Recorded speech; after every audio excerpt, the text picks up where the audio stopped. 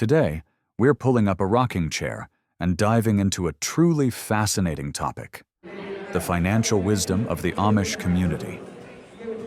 You might be surprised at how much we can learn from their approach to money, risk, and even debt, especially if you're looking to live better with less. The Amish live simply, often without many modern conveniences, yet they thrive, building incredible financial resilience. What can their approach teach us about managing our money, avoiding financial pitfalls, and truly building a secure future? You might be surprised how their old ways offer fresh solutions for today's financial challenges. The power of local and community support. One of the first things that stands out about Amish finances is their strong connection to local institutions and their community. The Amish tend to favor their hometown banks. This isn't just about convenience, it's about building relationships and trust. And this trust goes both ways. Many of us have heard stories, or even seen, how integrated they are with local businesses. One viewer shared how their local bank in western Pennsylvania even had a horse buggy parking area. Another mentioned seeing places to tie up horses at banks in Napanee, with Amish folks even going through the drive-thru. It really paints a picture of how their traditions blend with modern life on their own terms. This local focus builds incredible community support. For instance, there are Amish lending funds where business people contribute to help young couples get started with their first home or business, often at low interest rates. This is like a community-backed safety net, something many of us could certainly learn from. As one person pointed out, Amish people generally tend to help each other in their local communities. Even though we are not from the same church culture, we are still neighbors and friends, and Amish see it that way too. This spirit of mutual aid is a beautiful and financially sound practice. Why pay for expensive insurance when your community has your back? Another observed that wealthy parents would help their children get started with their own homes too. The biggest reason why it's nice to be wealthy is that you can help others in need and make sure you can cover farm emergencies. Debt as a tool, not a trap. Now, when it comes to debt, the Amish are far from debt-averse. They take out loans for homes, businesses, and farms, just like us. But here's the kicker. They have a stellar reputation with bankers. Why? Because they're known for hard work and for repaying their debts. A bank vice president in Ohio even said, "We take horses as collateral all the time." This goes against traditional lending advice, which says never take collateral that eats. But the Amish are considered such a safe bet that banks are willing to bend the rules. The same vice president reportedly said, "If they offer you the horse, you take the horse, okay?" It's a testament to their reliability, and they pay off their debts quickly. It's common for them to pay off a 30-year mortgage in 20 years. That's true financial wisdom right there, wouldn't you say? Imagine how much interest you'd save. As one person wisely pointed out, lots of the wealth of the Amish is due to their avoidance debt. If you are able to live within your means and put aside savings to buy things with cash, you can save literal thousands in large purchases. This is a cornerstone of financial stability that our grandmas certainly understood. Diversify your income. In today's uncertain world, one of the biggest lessons the Amish teach us about avoiding financial risk is the power of multiple income streams. As we've seen, they are always thinking, what can we do next if an existing venture isn't bringing in enough? Their income sources are incredibly diverse and often intertwined with their simple lifestyle. While many think of them only as farmers, a large percentage are involved in various trades and businesses. They might farm, but also sell their produce at local auctions or even hire drivers to transport goods to city markets for sale. You'll find them running unique local businesses like odd lots stores, selling everything from truckload items to fabrics and even sandwiches. Many operate popular bakeries, renowned for their donuts and pies, or run feed mills supplying non-GMO feed to local farmers. General stores, greenhouses bursting with starter plants and gardening supplies, and sawmills are also common. They are highly skilled in construction, with specialized businesses in gutters, roofing, building pole barns, and even manufacturing items like pallets and windows. And yes, even something as unexpected as rabbit farming provides an income stream for young entrepreneurs. Think about it. If one job slows down, they have others to fall back on. This isn't just about making more money. It's about building a robust safety net that shields them from economic downturns or unexpected expenses. It's truly a masterclass in financial diversification. Actionable takeaways. We can apply this by developing side hustles, learning new skills, exploring passive income opportunities, and making sure we don't rely solely on one source of income. Practicality over perfection. Another fascinating aspect of Amish finances is their practicality. They shop at regular stores like Walmart and Costco. It's not a pure barter economy. It would be pretty inconvenient to barter for a gallon of milk or some ice cream. They use cash and checks, and some even use credit cards. It's about what works for their daily lives while staying true to their values.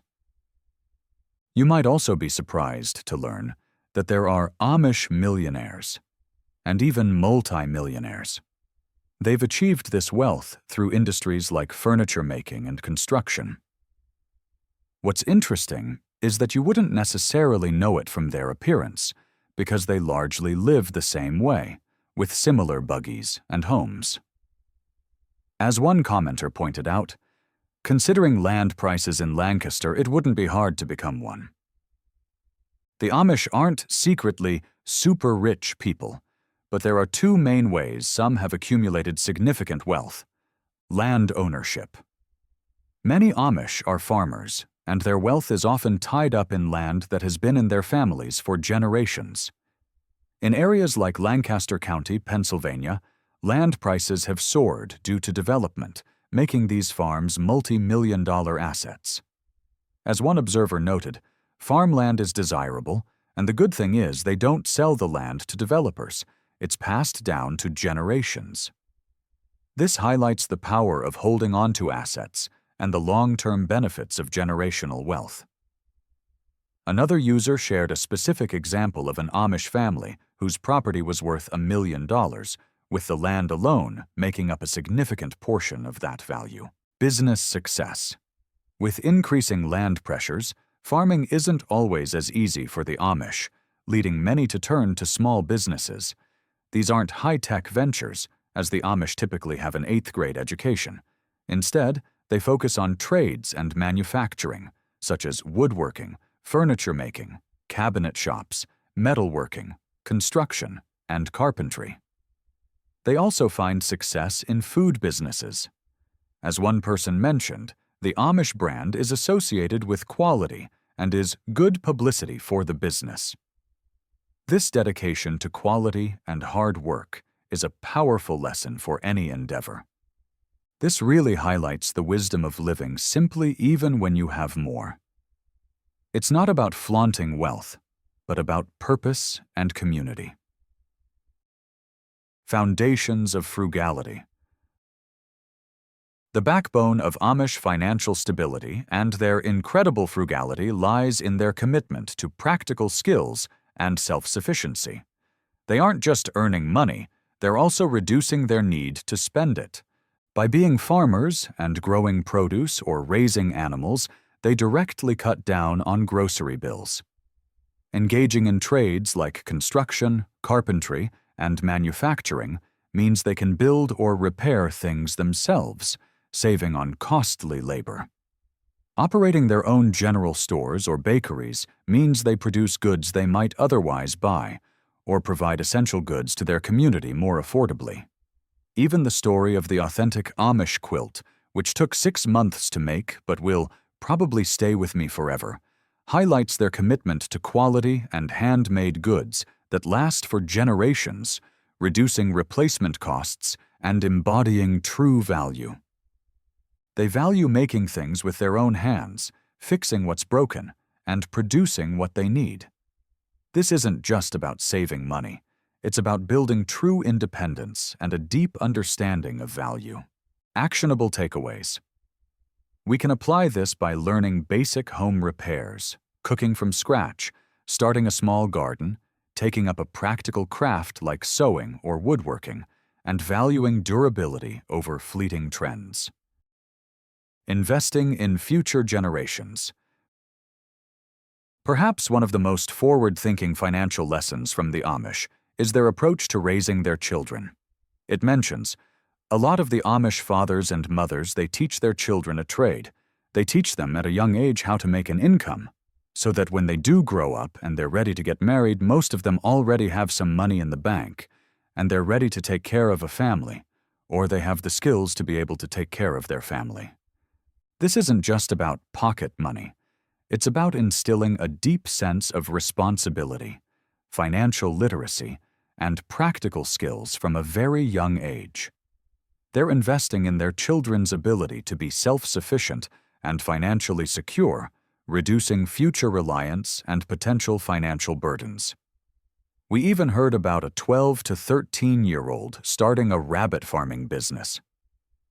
As one person emphasized, every child is given a hand to get their own land. The boys live at home until they can buy their own land. They don't pay their parents' rent to live there, as all the money is saved to buy their own place. This long-term saving for major purchases is a powerful lesson. Actionable takeaways. We can apply this by teaching children about budgeting and saving, involving them in household repairs or gardening, encouraging them to learn practical skills, and setting up allowances that require saving or investing. Honesty and simplicity as assets. Back to serious lessons. The Amish are known for their honesty. A comment with quite a few likes resonated with this. Usury is lending money at an interest rate. You should not use banks because the money put in the bank will be lost at interest. Nor should a person borrow money. If a person needs money, it should be given to him by the community. If ye want to keep your community sound, your richness should be given back into the community, not lent. This comment, while expressing a more traditional view that might not align with all Amish practices, as we've discussed, many do use banks and loans, highlights a core principle: the importance of community and avoiding excessive risk. The idea of money serving the community rather than creating individual disparity is a powerful one. By choosing a plain and simple lifestyle, the Amish naturally avoid many of the expenses that plague modern society. As one viewer shared, they have no phone bill, no electric bill, no gas bill, no internet bill, no car payment and insurance. While we may not adopt all of these practices, it's a powerful reminder of how much money we can save by reducing our reliance on unnecessary modern conveniences. As another noted, their simple lifestyle does in fact lead to saving a lot of money, no doubt. Just by getting rid of all my credit cards, loans, plus buying everything secondhand, driving 20-year-old cars, and growing our own vegetables, and a small flock of chickens for meat and eggs, we are living comfortably. In essence, the Amish teach us that financial security isn't just about accumulating wealth, but about strong community ties, responsible borrowing, diversifying income, living in a way that minimizes waste, and maximizing integrity. They demonstrate that you can be successful and financially sound without sacrificing simplicity and your values. So, as we've seen, the Amish offer us a powerful blueprint for financial resilience and true wealth, not just in dollars, but in peace of mind, self-sufficiency, and community strength. It's about diversifying income, embracing entrepreneurship, mastering practical skills, and investing in the financial well-being of future generations. What's one small step you can take this week to bring a little more Amish wisdom into your financial life? Maybe it's exploring a new skill, starting a small side project, or simply teaching a young person a valuable trade. Share your thoughts in the comments below.